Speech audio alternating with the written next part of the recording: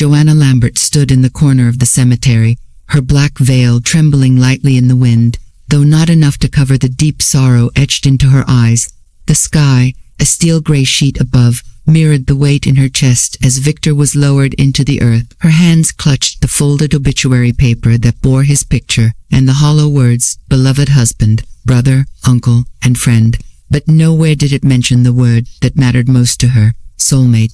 The service was short, almost rushed, and as the final shovel of soil thudded onto the coffin, she sensed something unnatural in the air. Not grief, not solemnity, but distance. Cold, strange, deliberate distance. Asterisk around her, Victor's family mingled with forced expressions. His brother Charles wore a somber suit and a smug silence. His niece Evelyn barely looked in Joanna's direction.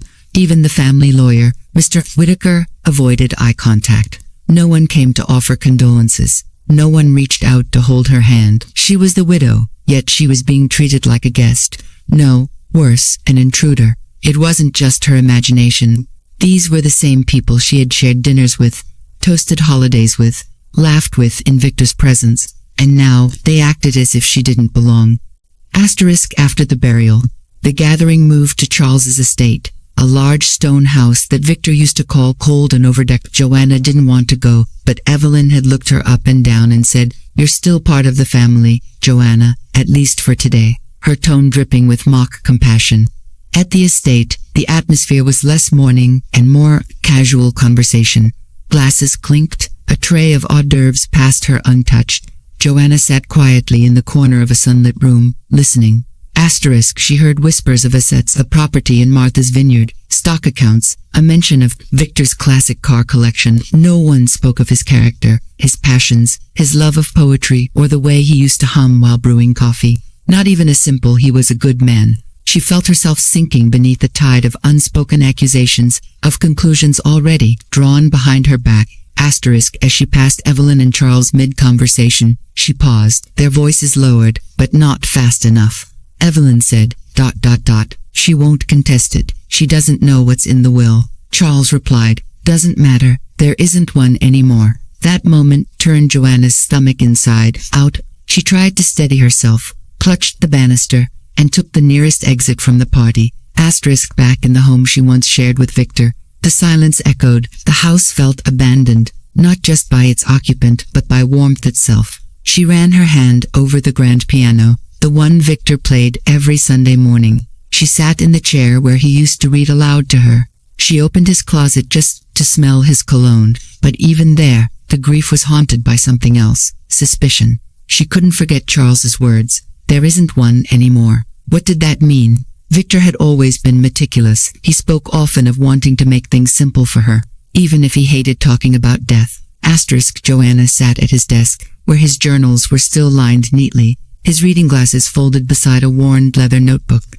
That desk had always had a locked drawer. She remembered Victor's words once, after their anniversary dinner, when they joked about hiding secrets. He had said, "If anything ever happens to me, and you feel like the world is against you, look inside the drawer. The key is with the love letters." At the time, she had laughed, brushing off the seriousness in his tone. Now, it felt like prophecy. Asterisk, she moved quickly to their bedroom, opened the antique box that held their wedding day letters, and nestled inside, tied with a red ribbon, was a small brass key. Her heart beat faster as she returned to the study.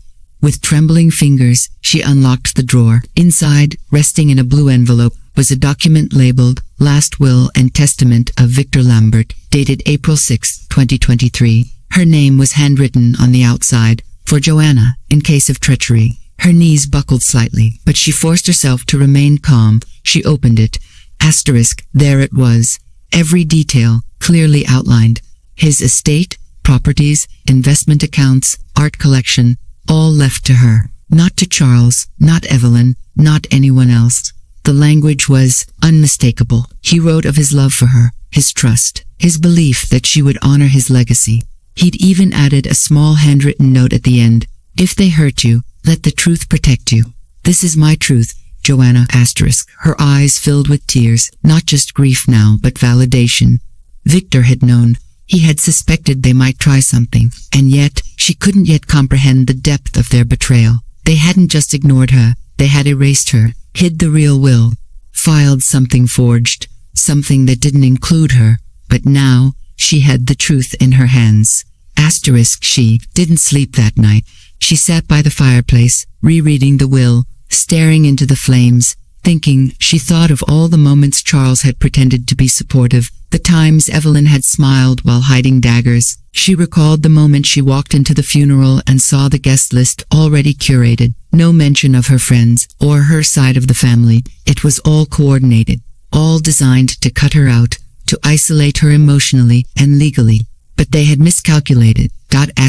By morning, Joanna had made her decision. She would not be silent. She would not be erased. She took the will to the bank and placed it in a secure deposit box.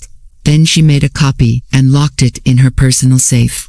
Afterward, she sat in Victor's chair, drank from his favorite mug, and began to make a list of names, contacts, and steps. She had no legal background, no experience with lawsuits, but she had her memory, her mind, and now, her motive.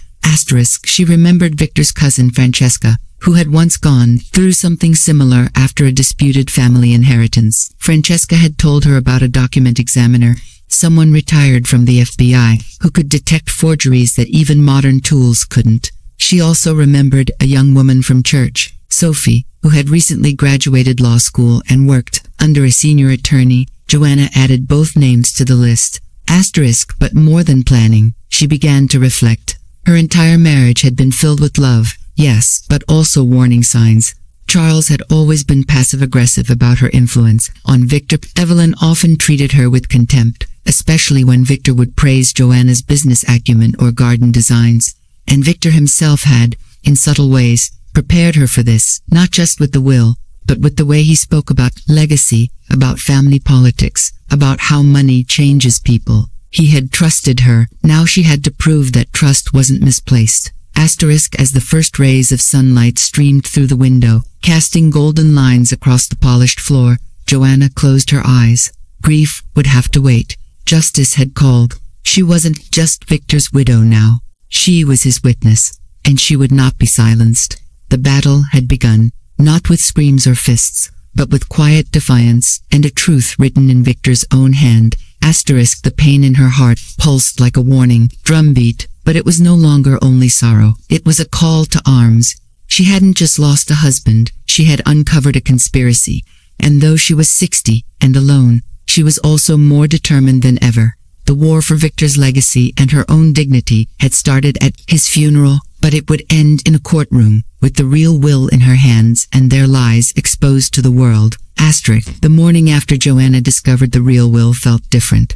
The house, which had been soaked in silence and grief, now hummed with the steady beat of purpose. The thick fog of mourning that had settled over her chest began to lift, replaced, not with peace, but with a quiet storm brewing just beneath the surface. She had the truth, and now it was time to confront the web of lies that had been spun around her. But she knew this would not be a battle won through emotion. It would require precision, strategy, and absolute patience.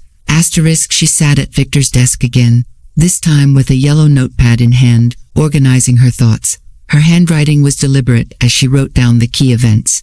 The funeral, Charles's comment, Evelyn's cryptic remark, the fake will presented by Mr. Whitaker, and finally, her discovery of the true will. She needed allies, people who wouldn't be swayed by power or pretense. She stared at Victor's wedding photos sitting on the shelf, their smiling faces frozen in a moment of unguarded happiness. "I'm going to fix this," she whispered to the image, "for both of us."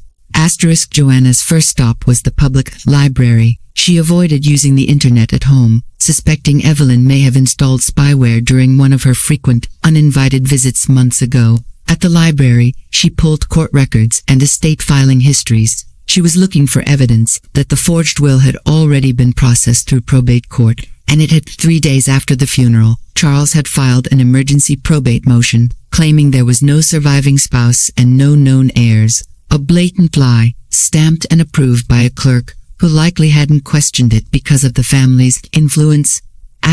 That alone wasn't enough. She needed proof that the document was a forgery. that Victor's signature had been faked and the notary falsified. She remembered Francesca's advice and called the number she had scribbled into her planner years ago, Miles Granger, retired forensic document examiner. His voice was gruff but curious.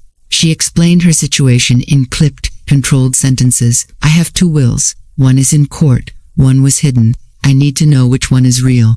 * Granger didn't waste time. Bring them both. I'll know within 24 hours. Joanna caught the next train out of town, a folder tucked beneath her coat. She arrived at his modest office, a converted room behind his house filled with microscopes, scanners, and the scent of old paper. He asked her to leave the documents and return the next day.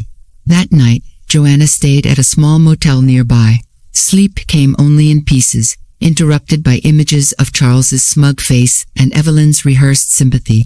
She clutched the motel blanket and reminded herself, one step at a time. The following afternoon, Granger handed her a 2-page report and said simply, the one they submitted is a fake. He pointed to discrepancies in ink pressure, inconsistencies in Victor's known signature patterns, and a notary stamp belonging to someone who had died 2 years earlier. Joanna's chest swelled with vindication. She had the truth. Now she needed a plan to expose it. Back in her town, Joanna called Sophie her goddaughter. Now working as a junior paralegal for a firm specializing in probate and estate fraud. When Sophie arrived at the house, she listened in stunned silence. As Joanna recounted everything, the younger woman's eyes burned with outrage. They think you're weak because you're grieving, but they've forgotten who you are.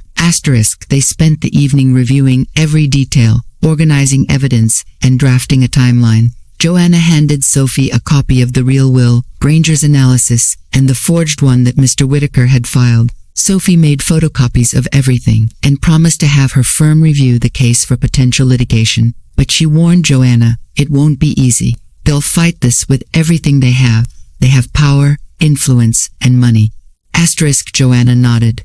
And I have the truth. As Sophie prepared legal documents, Joanna began preparing herself. She knew how Charles operated. He was calculating, manipulative, and most of all, confident in his ability to twist any situation in his favor. He likely thought Joanna would crumble under grief, that she would never suspect anything, let alone act on it, that arrogance would be his downfall. Evelyn, on the other hand, was not as clever. Her entitlement was loud, her disdain poorly masked, and her moral compass non-existent. Joanna returned to her memories, looking for anything that could further support her claim. She recalled a conversation she'd overheard between Victor and Charles 6 months before his death. They had argued in the garden over financial protection and guarding what's yours. At the time, Victor had brushed it off when she asked, but now she realized he'd been planning, not just for death, but for war. He had likely sensed the family's ambitions long ago. Determined to be thorough, Joanna also visited the office of the notary public listed on the fake will. The address led to a shuttered insurance office. The neighboring business owner confirmed the woman had passed away in 2022. That sealed another nail in the coffin of the forgery. Meanwhile, Charles and Evelyn remained unaware. They continued to act as if the world belonged to them. Charles had already begun selling off Victor's assets, a few stocks here, a property there, under the belief that the estate was legally his to manage.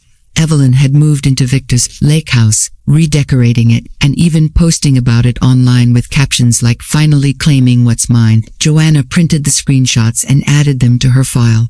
She also contacted the bank manager at Victor's primary financial institution. Initially, she was met with resistance, told that all estate matters must go through the appointed executor, but after presenting the notarized original will in Granger's report, the manager agreed to place a temporary hold on the account. Pending legal proceedings, Joanna had no intention of letting them drain what was rightfully hers. Each small victory added fuel to her resolve. She was no longer acting out of pain. She was reclaiming her life. For years, she had been quiet, content to stay in the background, supporting Victor and his world.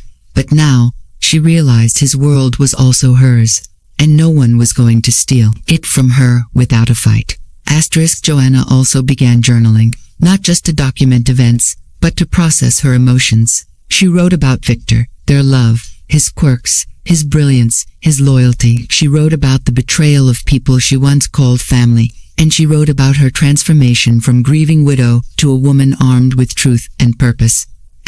One evening, as she sat in the garden Victor had tended with such care, Joanna let the warm breeze wash over her face. She imagined him there beside her, smiling. "You were right," she said aloud. "They tried to erase me, but I found you even in death. You left me exactly what I needed." Her words dissolved into the dusk, but her resolve remained firm.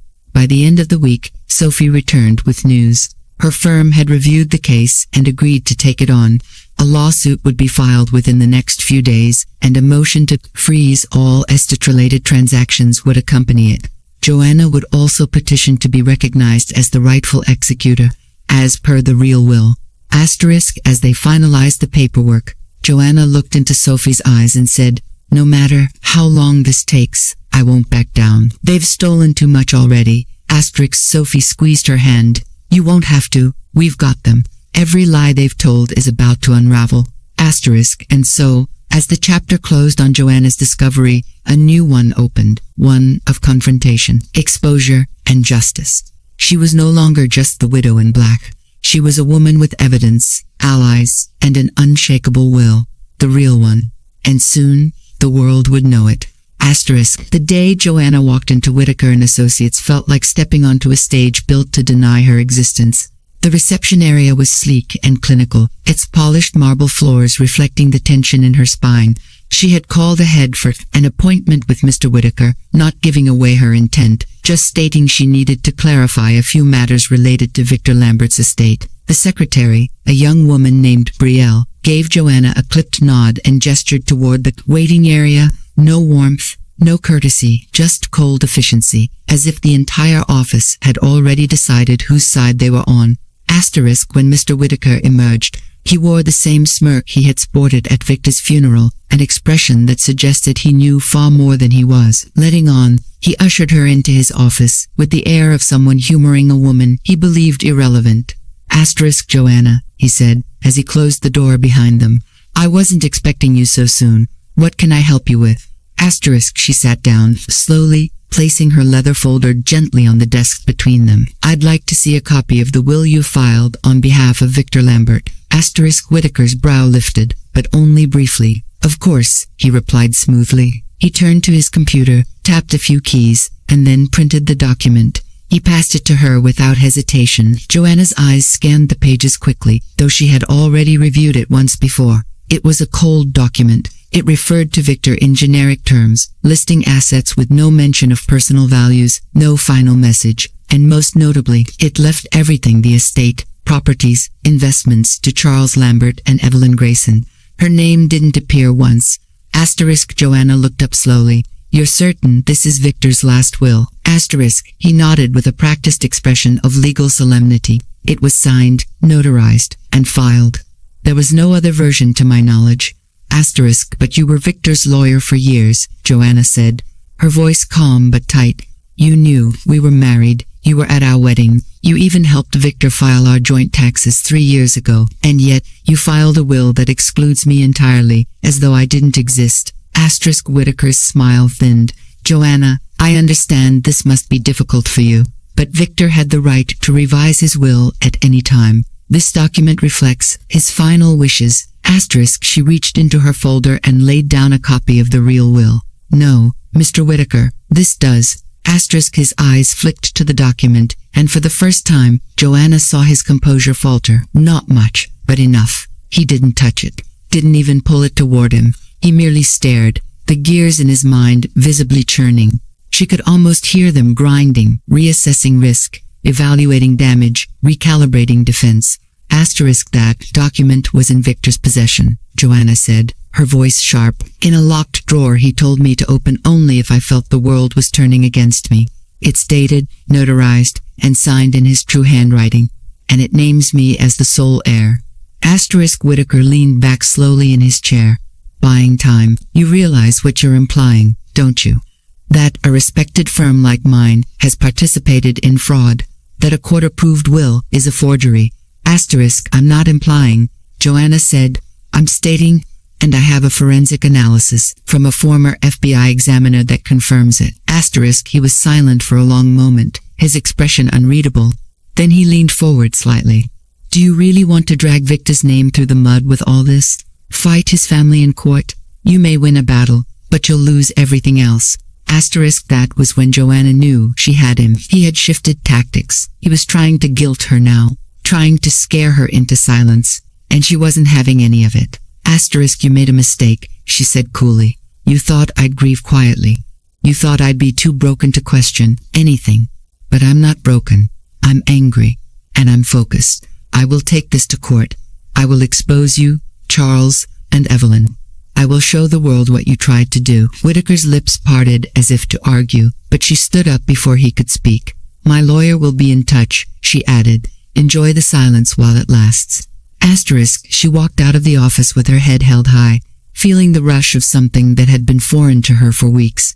Power, not the kind that dominates rooms, but the kind that comes from standing on solid truth. As she exited the building, her phone buzzed. It was Sophie.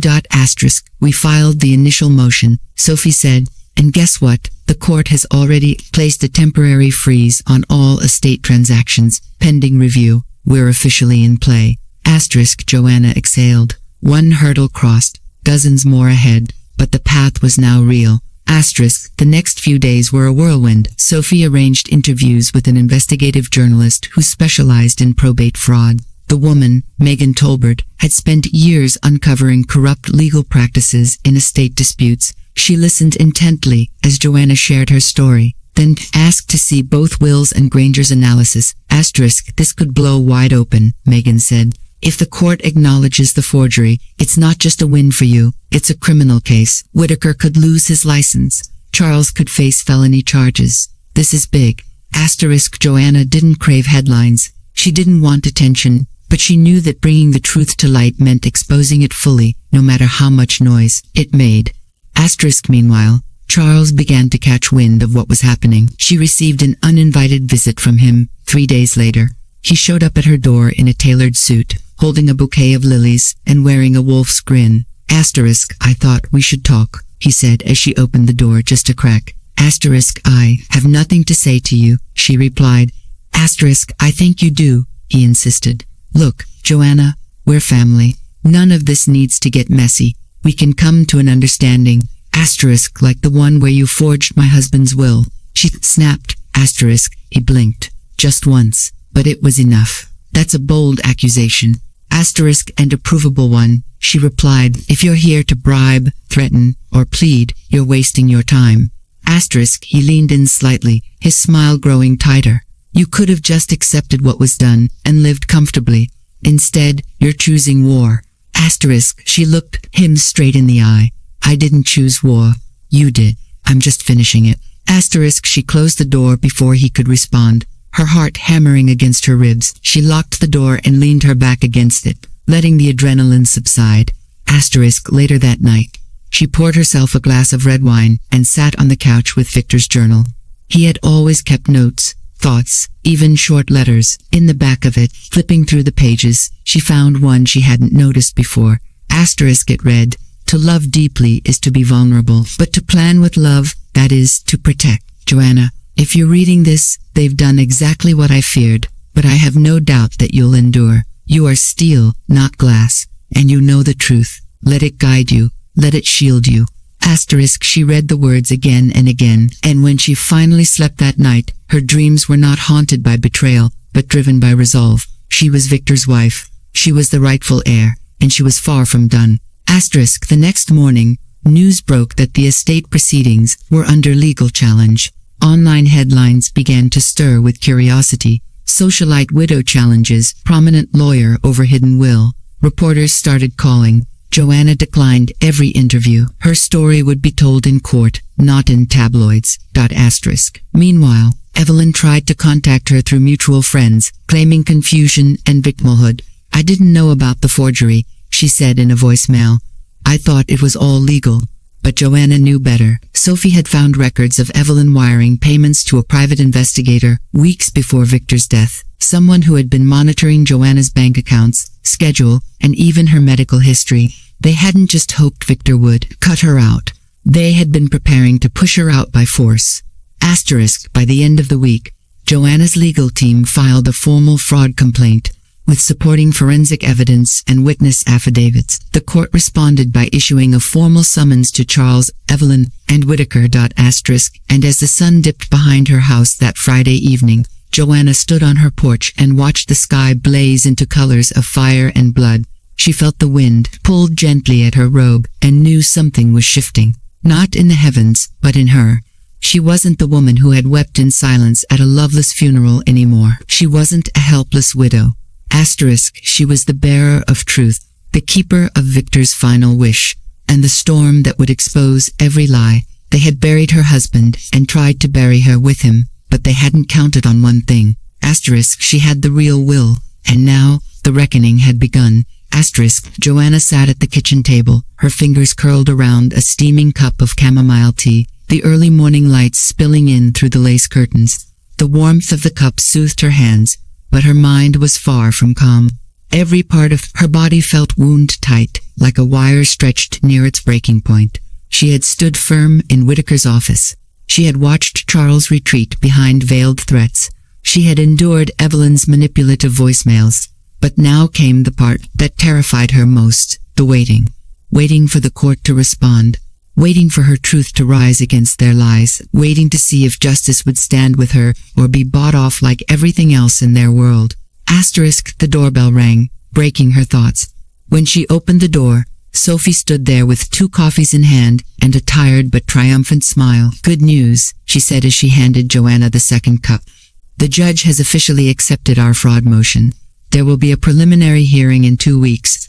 And even better, they've agreed to appoint a neutral forensic team to evaluate both wills."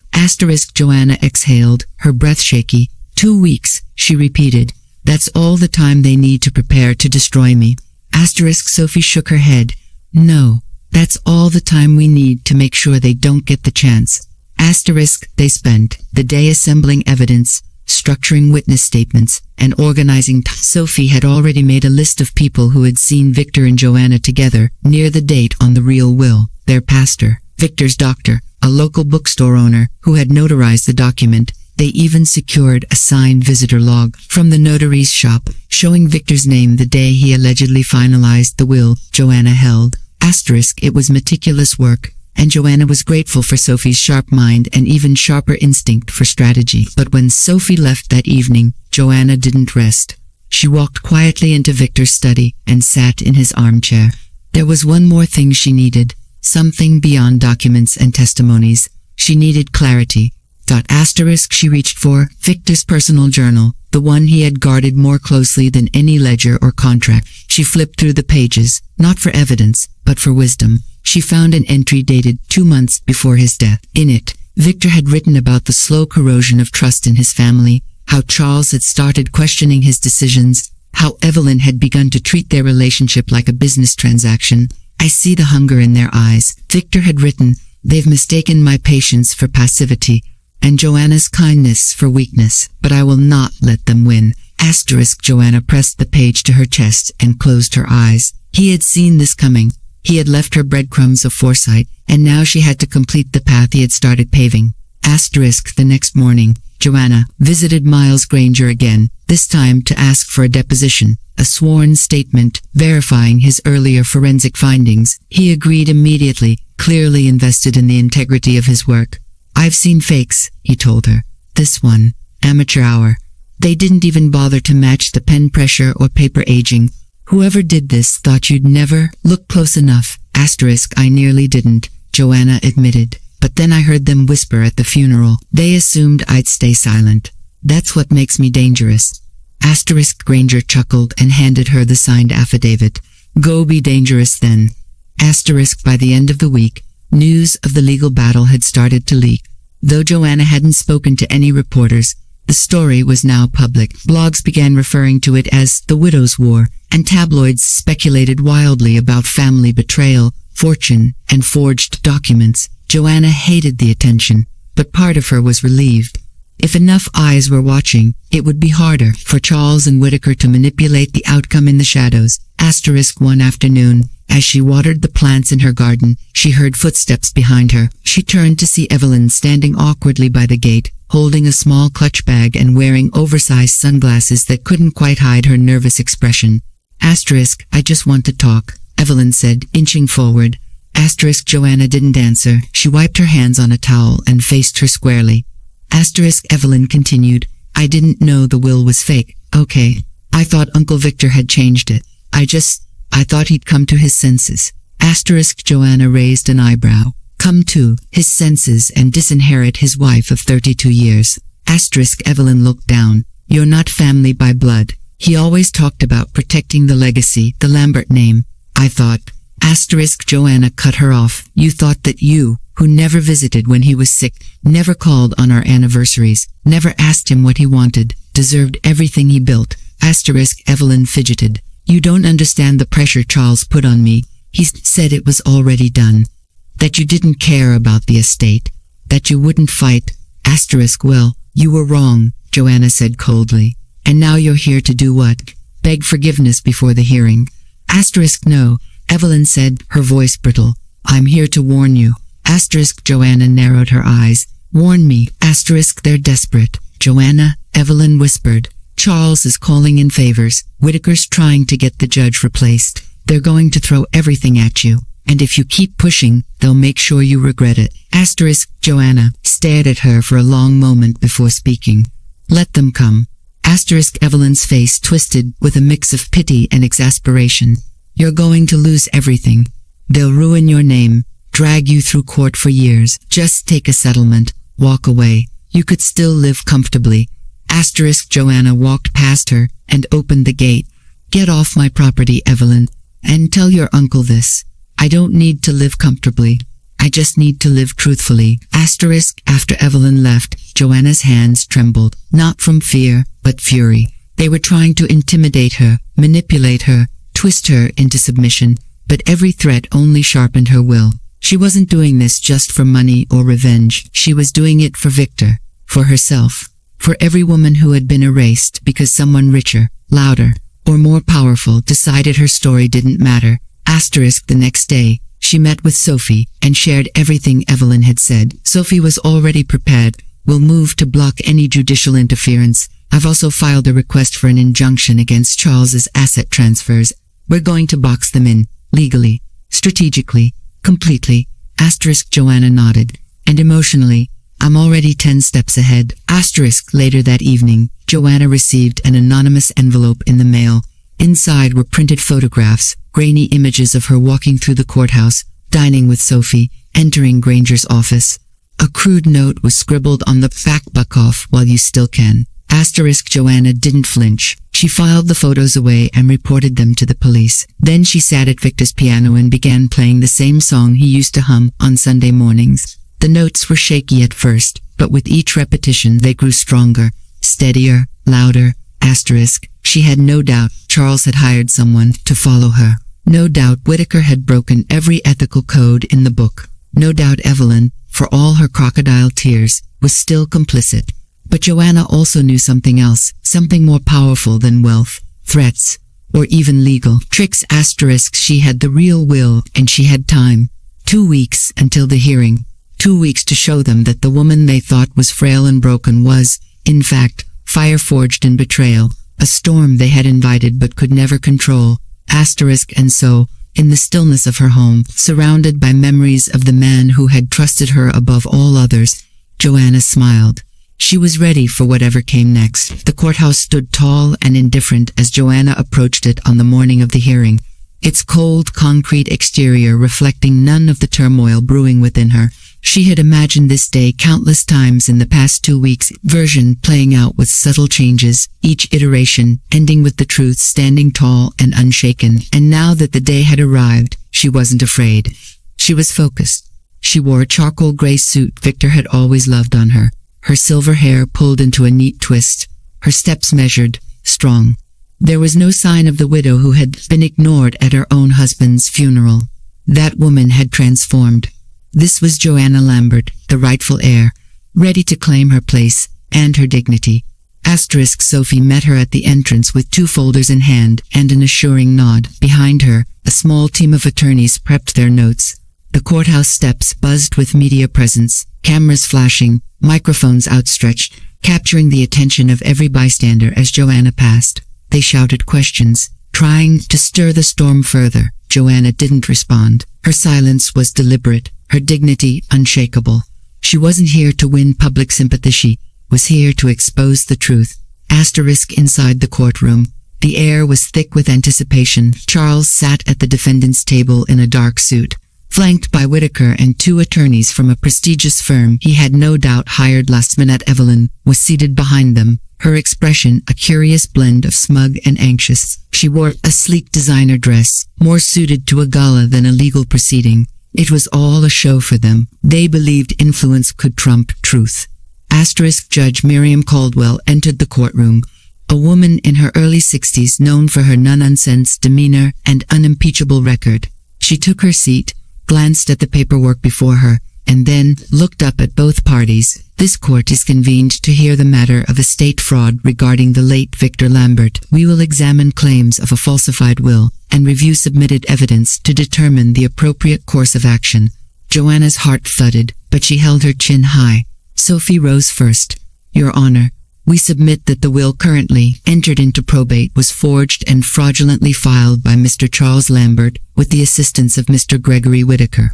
We also present an original will recovered from the deceased's secured belongings, which predates the forged one and has been verified by a certified forensic expert. Asterisk Judge Caldwell nodded. Proceed. Asterisk one by one. Sophie laid out the case. She presented the timeline, beginning with Victor's death and the suspicious speed with which the current will had been filed. She highlighted Joanna's exclusion, despite being Victor's legal spouse of 32 years.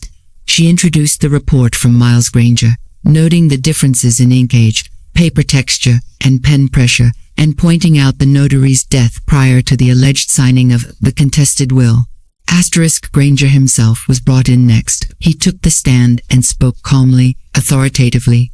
In my professional opinion, the will submitted by Mr. Lambert is not authentic. It shows clear signs of forgery, including the use of replicated signature techniques and inconsistent ink aging. The real will, submitted by Mrs. Lambert, is consistent with all known samples of Mr. Lambert's handwriting, signatures, and materials previously used in other notarized documents. Asterisk Charles's attorneys tried to rattle him during cross-examination, questioning his credentials and analysis. Granger remained unbothered. You can question my findings, but you'll find the same results if you run your own independent analysis. That's the beauty of forensic truths. It doesn't change when you attack it. Asterisk after Granger's testimony, Sophie called the bookstore notary, Mrs. Edna Wells, who verified that she had notarized Victor's will herself and remembered the day clearly. He was very specific, she said. He told me this will was to protect his wife from the vultures in his family. Those were his exact words.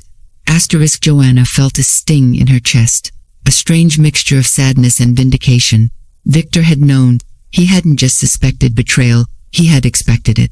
Asterisk Charles's defense scrambled. Whitaker took the stand and tried to distance himself, claiming he filed the will he was given, and that he had no reason to question its validity. But Sophie showed emails between him and Charles dated just after Victor's funeral that referred to cleaning up the documents and keeping the widow calm. The room buzzed. Judge Caldwell narrowed her eyes. Asterisk, are you telling this court that as Victor Lambert's longtime attorney, you accepted a document that excluded his legal spouse without question? Asterisk Whitaker hesitated. I was under pressure. I made an error in judgment. Asterisk the courtroom went still. Sophie pressed further. Is it true that your firm billed Mr. Charles Lambert for the expedited processing of the will, even before Victor's death certificate was officially filed? Asterisk Whitaker's face paled. I cannot confirm that without access to firm records. Asterisk but Sophie had already obtained those records via subpoena. She submitted them to the court. The timestamps told the story. Whitaker had prepared the fake will's documentation before Victor was even buried. Asterisk at this point, Joanna saw the shift on Evelyn's face. The smugness drained slowly, replaced by panic. She whispered something to one of Charles's attorneys, who brushed her off. Asterisk next came Joanna herself. She took the stand, her hands folded, her voice clear. She spoke not just of the legal facts, but of the emotional betrayal, how she had sat in silence at her husband's funeral, how she was denied a place in her own life story, how Victor's memory had been hijacked by greed. Asterisk, I was not just his wife, she said, voice steady. I was his partner in every sense. And even in death, he tried to protect me. They didn't just steal from me, they tried to erase me. But my husband left me more than money. He left me his truth. Asterisk, Charles's lawyer attempted to paint Joanna as emotionally unstable, suggesting she had fabricated the will to salvage her lifestyle. Joanna remained composed. If I wanted money, I could have begged. If I wanted pity, I could have crumbled. But I want neither. I only want what my husband left for me, in his own words, in his own hand. Asterisk, as court adjourned for the day, the tension in the air was palpable. Judge Caldwell scheduled the next hearing for deliberation and ruling. As Joanna exited the courtroom, reporters swarmed again. This time, some shouted her name with reverence. Mrs. Lambert, are you confident you'll win? How does it feel to finally speak your truth? Asterisk, she didn't answer. Not yet. She wasn't here for applause. She was here for justice. Asterisk, later, that night, she sat in her garden, wrapped in a soft shawl, gazing at the moon. Sophie joined her with 2 cups of tea. Asterisk, you were amazing, Sophie said. Every word hit where it mattered. Asterisk, Joanna smiled softly. He would have been proud. Asterisk, Sophie nodded. He would have been furious. But proud, absolutely. Asterisk, Joanna looked up at the sky. This isn't just about me anymore. It's about the silence women are forced into. The roles we're expected to play. The obedience we're punished for breaking. I want this to matter. It already does, Sophie said. The following day, headlines began to shift. Will war turns in widow's favor. Forgery exposed in Lambert estate. Charles's social circle began to distance themselves. Whitaker's firm issued a public statement, placing him on indefinite leave. Evelyn was spotted leaving the courthouse alone, avoiding cameras. Asterisk, but Joanna remained quiet, reflective. She didn't rejoice in their downfall. She simply prepared for the final judgment. She knew the truth had already won. Not because it was louder, but because it was real. Asterisk, in the quiet of her home that evening, she opened Victor's final letter again. The ink had faded slightly from repeated readings, but the words never lost their weight. If they betray you, let the truth defend you. This is my truth, Joanna. Asterisk, and she had done exactly that. Let truth rise. Let love speak, even after death. Let courage rewrite the story they tried to bury. Asterisk, the sun filtered through the windows of Joanna's home the morning after court adjourned, casting soft gold on the wooden floors Victor had polished himself years ago. The air felt different, lighter somehow, but still charged. Joanna had slept only a few hours, and even then, her dreams had been scattered images of courtroom benches, Victor's handwriting, Evelyn's shrinking expression, and Judge Caldwell's steady, unreadable gaze. Though the hearing had gone in her favor, she knew the battle wasn't over. The ruling had not yet been delivered, and until it was, every moment felt suspended in time like a breath held between 2 truths. Asterisk, she spent the early morning hours in the garden, pruning roses with quiet precision. Each snip of the shears brought her a flicker of peace. This garden had been Victor's retreat, the place where he found calm when the world turned demanding. She had continued tending it, not just out of habit, but out of reverence. Here, she felt him most. The rich soil, the blooming petals, the scent of rosemary and myrtle, of it whispered his presence. Asterisk, later that morning, she walked back into the house and picked up the phone to return a call from Francesca, Victor's cousin. Francesca had left a voicemail the night before, her tone worried and urgent. When Joanna finally connected with her, the concern was clear in her voice. Asterisk, Joanna, Francesca said, I just heard from a mutual friend that Charles has been attempting to liquidate offshore assets. Someone saw one of his private accounts being accessed in the Cayman Islands. It may be nothing, but I thought you should know. Asterisk, Joanna nodded slowly, absorbing the implications. He knows he's losing. He's trying to secure whatever he can before the court freezes everything. Asterisk, I'm proud of you, Francesca added, softly. Victor would be too. Asterisk, Joanna thanked her and hung up. She immediately called Sophie to relay the news. Sophie responded with swift clarity.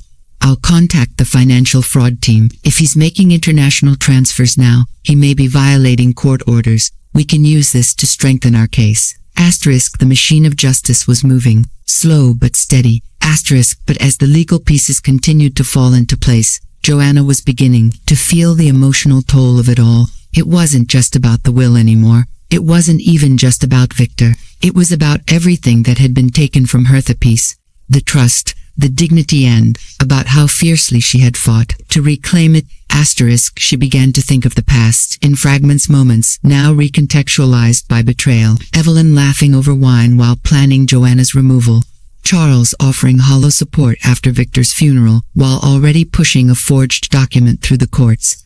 Whitaker pretending to console her with one hand while hiding falsified paperwork in the other. There were no tears left for these memories, only resolve. By late afternoon, Joanna found herself walking through the corridors of her home, pausing at the photo wall Victor had built over the years. Each frame held a memory: their trip to Venice, their anniversary dinner in a mountain lodge, Victor playing the cello by the fire while she watched with a book in hand. These weren't just snapshots, they were confirmations that her life with him had been real, that their love had been the foundation, not a detail, that what his family tried to erase was indelible. A knock at the door broke the quiet. It was unexpected. Joanna opened it to find Evelyn standing there again, this time not with sunglasses or designer clutch, but with red-rimmed eyes and visibly shaking hands. Her poise was gone. Her mask cracked. Joanna didn't say a word. She didn't need to. "I need to talk," Evelyn whispered. Joanna didn't step aside, then talk from there. Evelyn hesitated, then began. I read the court transcripts. I saw the photos, the emails. I didn't know how deep it went. Uncle Charles told me it was just legal maneuvering. He said you were emotionally unstable, that you wouldn't understand what Victor wanted. Joanna stared, unblinking. "I know that doesn't excuse me," Evelyn continued, "but I didn't forge anything. I didn't tell Whitaker what to do. I just let it happen. I thought I was protecting the family's legacy. But the truth is, I wanted the money. I didn't care who it hurt." A long pause passed between them. "I was cruel to you," Evelyn admitted. "Even before all this. Dismissive, entitled. I didn't respect what you and Victor had because I couldn't understand it. And now I've lost everything." Joanna's voice, when it came, was calm and cutting. "You haven't lost everything. You still have your last name, your youth, and enough privilege to rebuild your life. What you lost was honor. That doesn't come back easily. I don't expect forgiveness," Evelyn said, lowering her gaze. I had to say it. You deserved to hear it." Joanna nodded once, slowly. "Then you've said it. Go live differently, if you truly mean to." Evelyn nodded and turned to leave. Joanna closed the door gently behind her and let out a long breath. Not relief, not sorrow, just release. That evening, as the sky turned amber, Joanna sat down to write, not legal notes or statements, something deeper. She opened a fresh notebook and wrote at the top of the page, the things they didn't take. She listed the obvious things first: her home, her memories, Victor's true will. But soon, the list evolved. She wrote, "My ability to fight, my instinct to protect, my right to be angry, my quiet strength, my voice, and at the very end, my name as Joanna Lambert, wife, widow, and rightful heir." She put the pen down and let the silence wrap around her like a shield. The next morning brought news from Sophie. "We got a call from the judge's clerk," she said, excitement flickering in her voice. "Ruling will be delivered tomorrow, but off the record, the clerk said it's going our way, strongly." Joanna didn't smile. Not exactly, but her eyes lit with something that had been absent for weeks. Peace.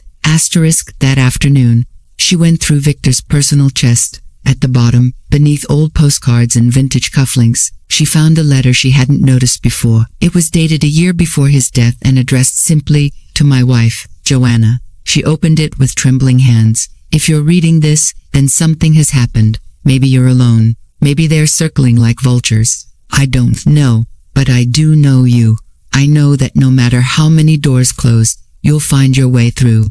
That no matter how hard they push, you'll push back harder. You've always been the storm in silence, the strength wrapped in softness. I may not be beside you now, but I trust you. With everything I have, with everything I was, whatever they try to take from you, let them try. They'll never take who you are, and that more than all the assets, all the names is your true inheritance." She held the letter against her chest, tears slipping down her cheeks, not from pain, but from the overwhelming confirmation that she had never truly been alone in this fight. That night, as she locked the house, Joanna looked out into the garden. The moon illuminated the flowers just enough to remind her that even in darkness, beauty still thrived. Life still grew. They had tried to bury her alongside Victor, under silence, lies, and forged signatures, but she had risen. And now, with the truth in her heart and the law catching up to justice, Joanna Lambert waited for the dawn, for the ruling, and for the moment she would finally reclaim everything that had always been hers. The morning Joanna received the official ruling, she stood motionless in her front hallway, the envelope in her hand as heavy as stone. It was thick, sealed with a court crest, and marked confidential, but its contents had nothing to do with secrets anymore. This was the moment her months of pain, betrayal, and perseverance would crystallize into verdict. With trembling hands, she opened the flap, pulled out the documents, and read as her eyes scanned the lines. A quiet gasp escaped her lips. The court had ruled in her favor. Every word on the page confirmed what she already knew in her bones, but had waited so long to hear formally. The submitted will was a forgery. The defendants had committed probate fraud, and Victor Lambert's estate would revert to the instructions outlined in the original, authenticated will naming Joanna as the sole beneficiary and executor. Charles was ordered to relinquish all control and return any funds he had accessed under false pretenses. Evelyn's rights were stripped entirely, and Whitaker was referred to the state bar for disciplinary action and possible every deception, every manipulation, every insult to Victor's memory had been dragged into the light, and now justice had responded with the sound of a gavel and the weight of the law. Joanna didn't shout. She didn't cry. She didn't collapse in relief. She simply breathed, a full breath, deep, slow, uninterrupted, the kind of breath she hadn't taken since Victor had died, the kind of breath that signaled not just survival, but reclamation. The truth had finally won, not just in her heart, but in the eyes of the world. Later that day, she met Sophie at their usual cafe. The young woman walked in with a copy of the ruling in her hands, and a victorious grin stretched across her face. Joanna, we did it, she said, nearly breathless. Joanna smiled softly. No, you did it, you and Victor. I just held on. Sophie shook her head. You held on when anyone else would have let go. You stood in front of giants and never flinched. You made this happen. You reclaimed his voice. The two women sat at their corner table, sipping tea, letting the finality of it all sink in. As they spoke, Joanna's phone buzzed. A message from Francesca. They've started seizing Charles's assets. He's been removed from 2 company boards. Evelyn's online accounts are down. It's happening. Joanna put the phone down without replying. Not out of malice, but out of closure. She no longer needed to track their downfall. She had nothing more to prove. That evening, she returned home and did something she hadn't dared to do in months. She reopened the door to Victor's study, not for battle, not to strategize, just to sit.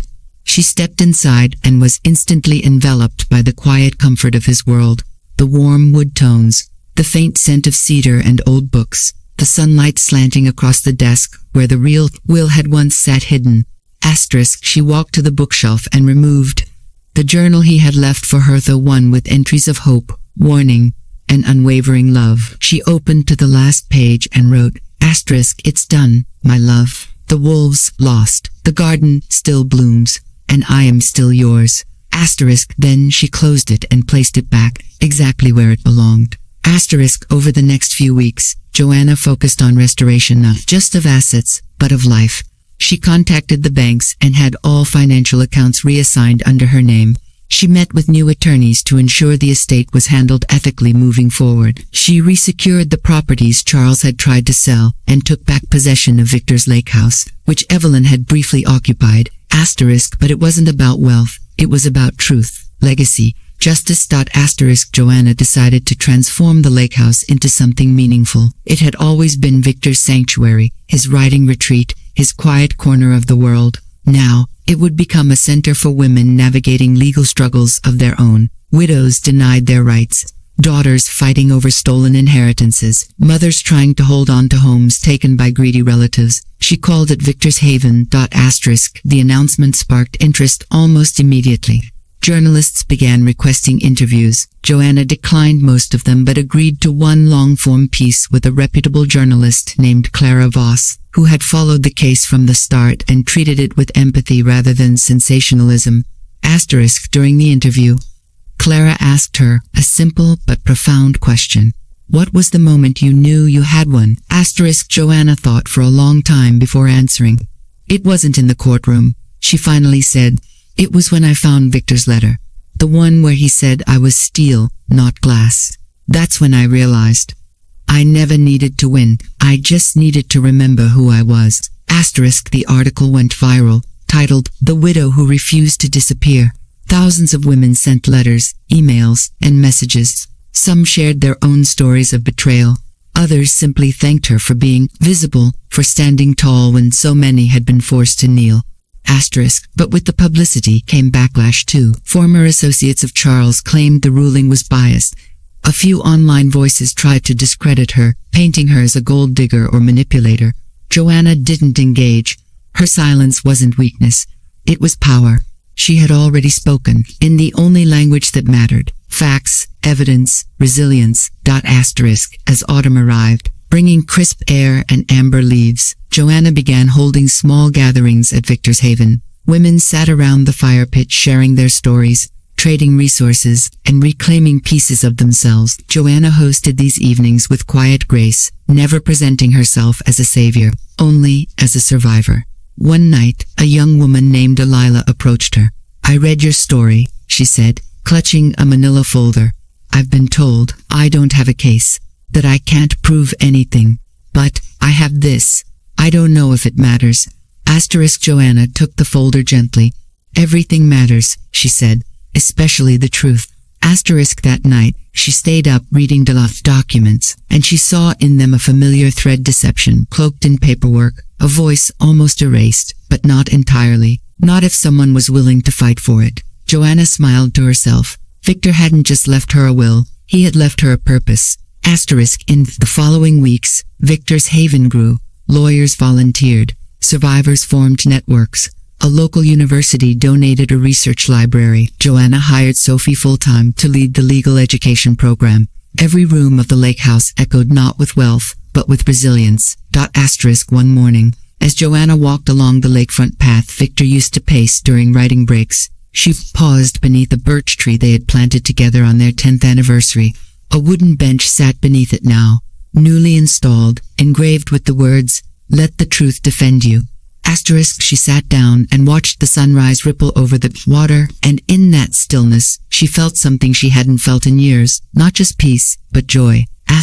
Not loud, not dramatic, just the quiet joy of having survived what was meant to destroy her, of having turned grief into growth, of having taken her pain and shaped it into shelter for others. They had tried to erase her. Instead, she had built a legacy, one deeper than property, richer than inheritance.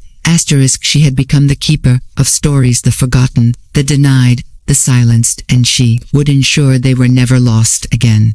The war was over, but Joanna was just getting started.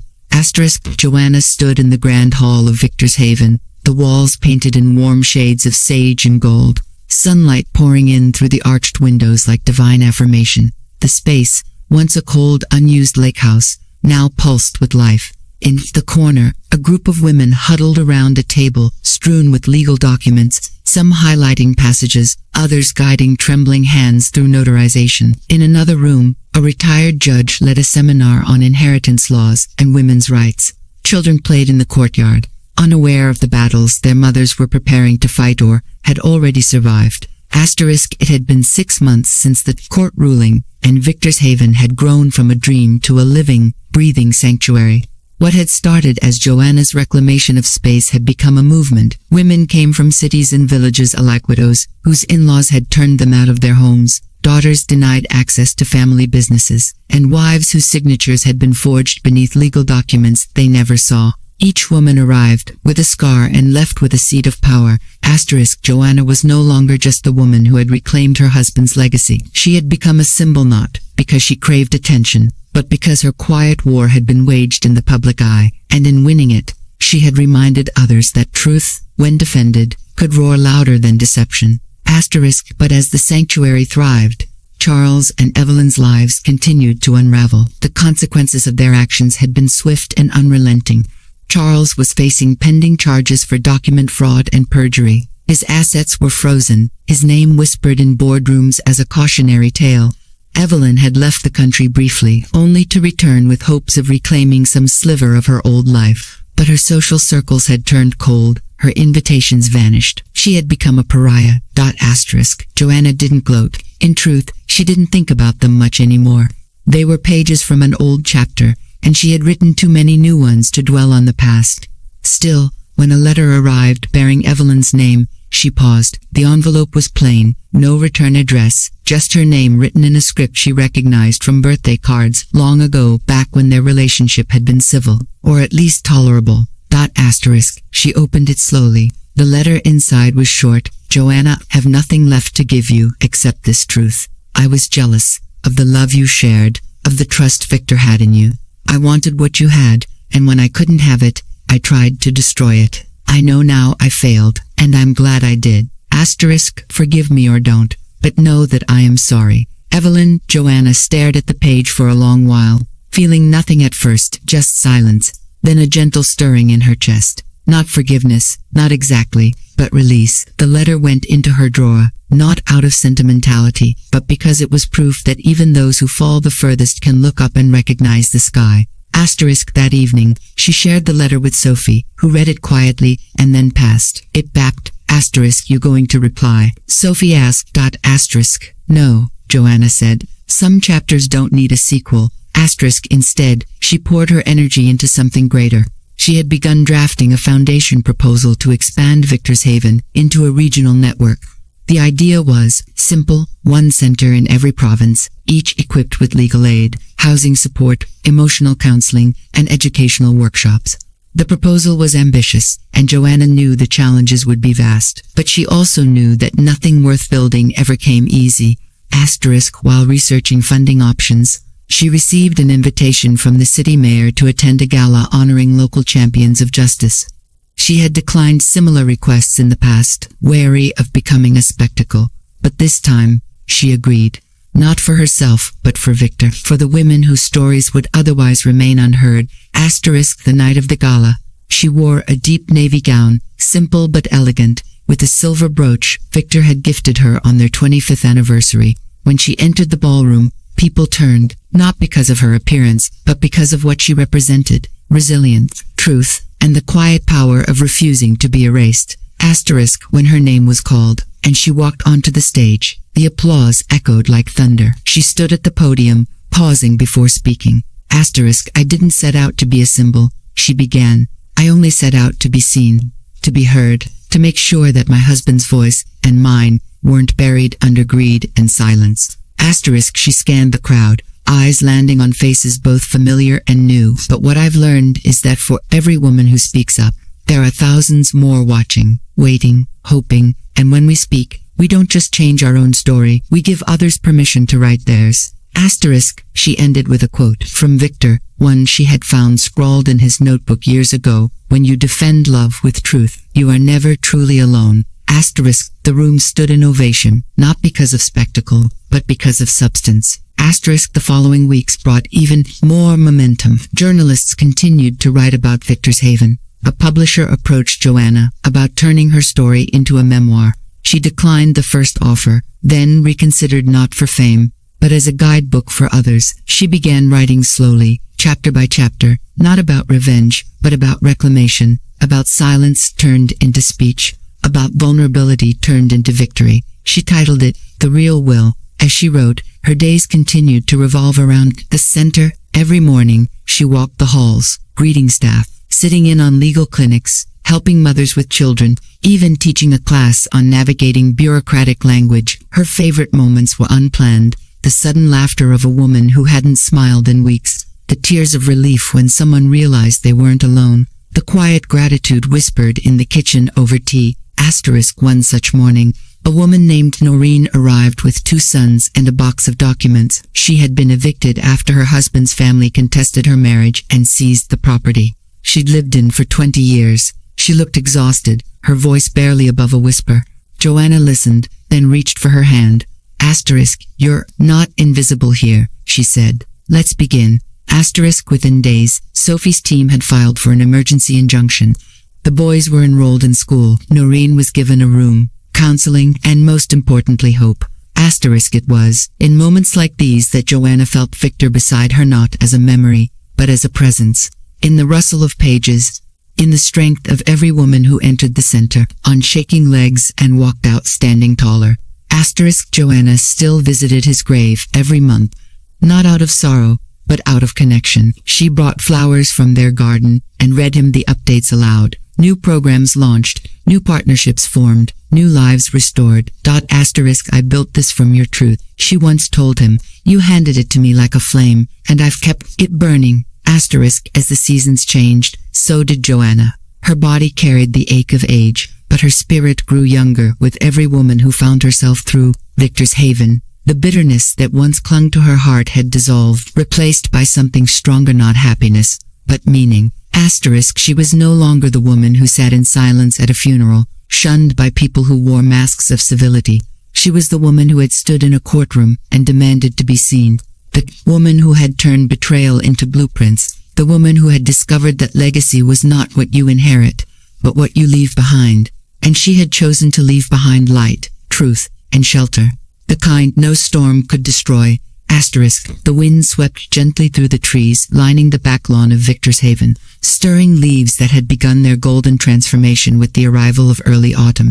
Joanna stood at the edge of the garden. She and Victor once dreamed of building but had never begun together. Now, that dream had taken root, both literally and metaphorically, in the form of this sanctuary for women, a living legacy cultivated from the ashes of betrayal. Asterisk, it had been a year since the courtroom ruling that changed everything, and yet Joanna found herself reflecting on the journey, not as a victory lap, but as a cycle that had brought her back to something elemental. Peace wasn't a moment.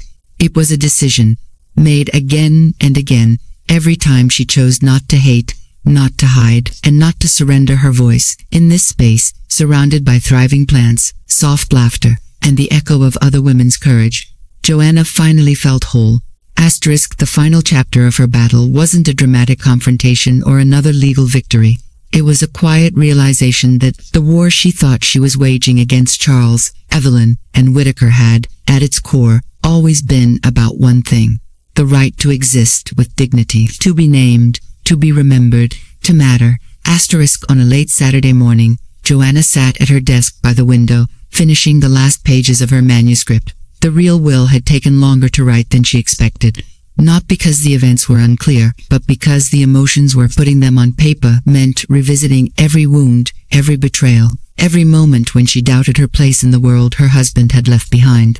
But it also meant charting the resilience that bloomed despite all, that the book wasn't just a retelling of the events, it was a testimony. And with the final paragraph typed and saved, Joanna leaned back in her chair and let herself cry for the first time in months. Asterisk, not out of pain, out of completion. She stepped away from the desk, wrapped herself in a shawl, and made her way to the Haven's weekly community brunch. Every Saturday, women gathered in the Central Hall, some residents, some alumni, some volunteers sharing food, stories, advice, and sometimes just silence. There was no hierarchy here, no judgment, just solidarity. Asterisk, as she entered the room, applause erupted. It was unexpected. She paused, confused, until Sophie stepped forward with a printed copy of her manuscript in her hands.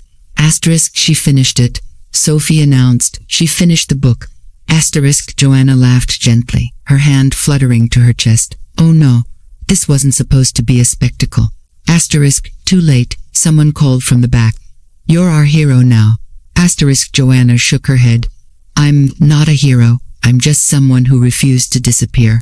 Asterisk, a woman named Sarah, who had arrived 6 months ago after being defrauded by her own brother, stepped forward with tears in her eyes. You didn't just fight for yourself, you fought for us. You showed us how to speak when we thought silence was our only option.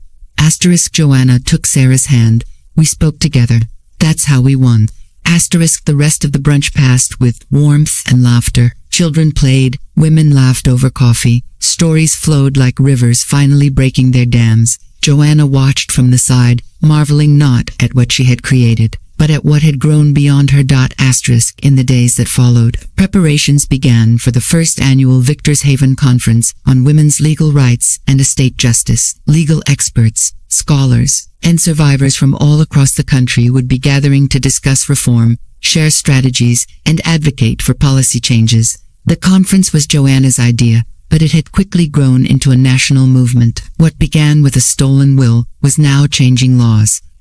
Joanna stood in the middle of the main hall the night before the conference, overseeing last-minute setup. Volunteers were arranging tables, setting out pamphlets, and checking microphones. She walked slowly through the room, remembering that first day she had opened the lake house's doors and stepped inside alone. There had been no blueprint, just grief and determination.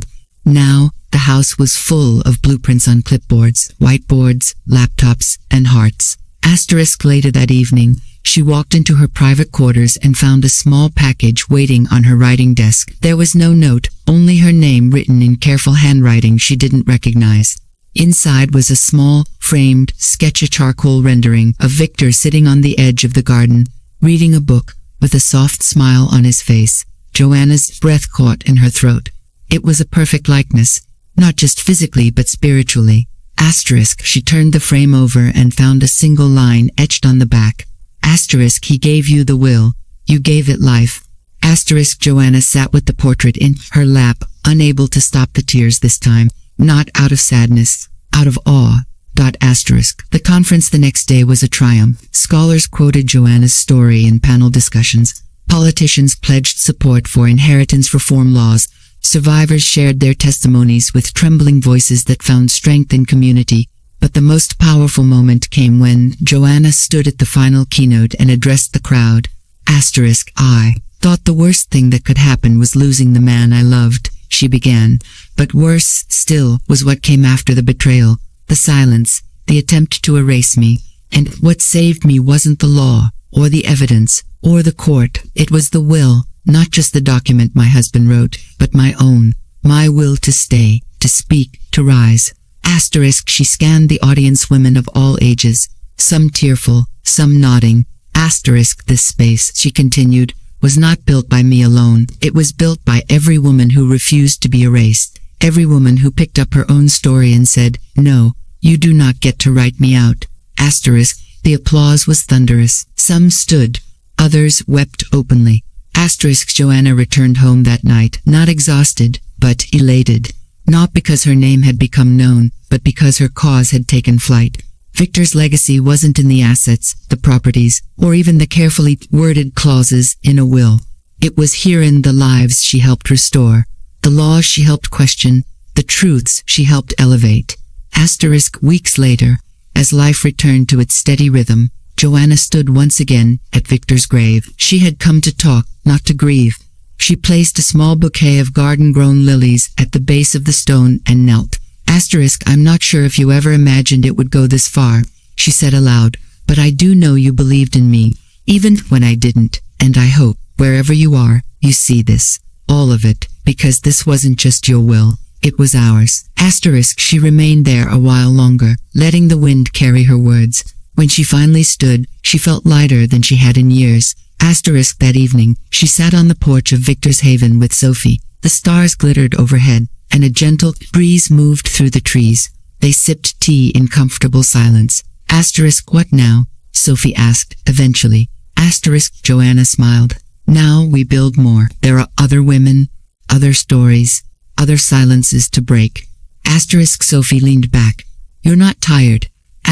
Joanna looked out into the dark horizon, where the outlines of new cabins for incoming residents were being framed.